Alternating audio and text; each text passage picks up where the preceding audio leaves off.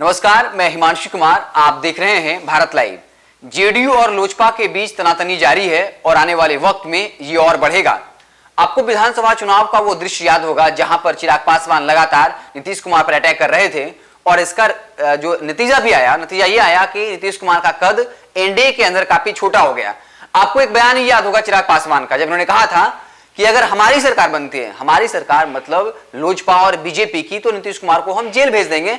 नल जल योजना में जो घोटाला हुआ है उसको लेकर नीतीश कुमार पर एक बहुत बड़ा अटैक था, क्योंकि वो सुशासन बाबू के नाम से जाने जाते हैं और घोटाला जो है आरोप लगाया गया तो नीतीश कुमार के लिए एक बहुत बड़ी जो है उनके लिए ये परेशानी बनकर उस वक्त उभरी थी और नतीजा भी सामने आया चुनाव परिणाम के दौरान। तो अब जब नीतीश कुमार फिर से मुख्यमंत्री बन गए हैं तो वो अब चिराग पासवान को बख्शने के मूड में नहीं है। अब देखिए वक्त की मार। लोजपा के कई नेता कार्यकर्ता जेडीयू में शामिल हुए और शामिल होने में जो है सबसे बड़ा नाम आया केशव सिंह का, जिनकी अगुवाई में कहा जा रहा है कि 200 से ज्यादा लोजपा के सदस्यों ने जेडीयू की सदस्यता ग्रहण कर ली है। अब केशव सिंह सरीखे कई ऐसे नेता हैं जो चिराग पासवान पर भ्रष्टाचार और जालसाजी के आरोप लगा रहे हैं।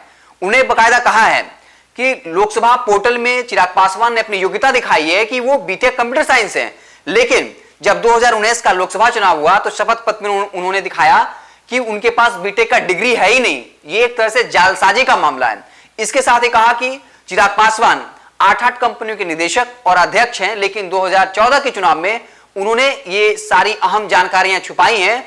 तो ये जालसाजी के तहत आता है, एक तरह से करप्शन भी कह सकते हैं ये। तो जो लोजपा के पूर्ववर्ती सदस्य रहे हैं अब चिराग पासवान के लिए परेशानियां खड़ी करते जा रहे हैं। साथ ही साथ कहा है कि 2019 के लोकसभा चुनाव में चिराग पासवान ने लोजपा के कार्यकर्ताओं से वादा किया था कि जो भी कार्यकर्ता 25,000 से ज्यादा कार्यकर्ता अपनी पार्टी में शामिल करेगा उसे 2020 में विधानसभा चुनाव में टिकट दिया जाएगा। लेकिन जब 2020 का विधानसभा चुनाव हुआ तो चिराग पासवान ने पैसे देने वालों को टिकट दे दिया और जमीनी कार्यकर्ताओं को भुला दिया और इसके तहत आईपीसी की धारा 420 के जरिए वो चिराग पासवान पर केस दर्ज करने वाले हैं, उनको जेल भेजने की तैयारी में।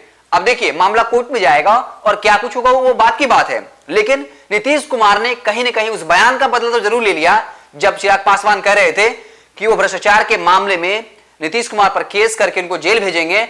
अब लोजपा के ही कार्यकर्ता चिराग पासवान के बारे में कह रहे हैं कि वो उन पर जो है जालसाजी का आरोप लगा करके, या आरोप नहीं, उन पर केस दर्ज करके बाकायदा वो प्रमाण दे रहे हैं किस तरीके से 2019 के लोकसभा चुनाव में जानकारियां छुपाई गई, 2014 के लोकसभा चुनाव में जानकारियां छुपाई गई। साथ ही साथ कार्यकर्ताओं के साथ जो धोखाधड़ी हुआ है कि उनसे कहा गया कि आप 25,000 कार्यकर्ता जोड़िए, हम आपको टिकट देंगे, लेकिन ये 2020 के विधानसभा चुनाव में ऐसा नहीं हुआ और इसी को माध्यम बना करके अब जो लोजपा के पूर्ववर्ती कार्यकर्ता हैं जो जेडीयू में शामिल हो चुके हैं, चिराग पासवान को जेल भेजने की तैयारी में लग चुके हैं। हम आपको बता दें कि वक्त के साथ ये जो तनातनी है, ये जो लड़ाई है, ये जो संघर्ष है वो लगातार बढ़ता चला जाएगा। चिराग पासवान और की लोजपा और नीतीश की जेडीयू के बीच में जुबानी जंग जारी है।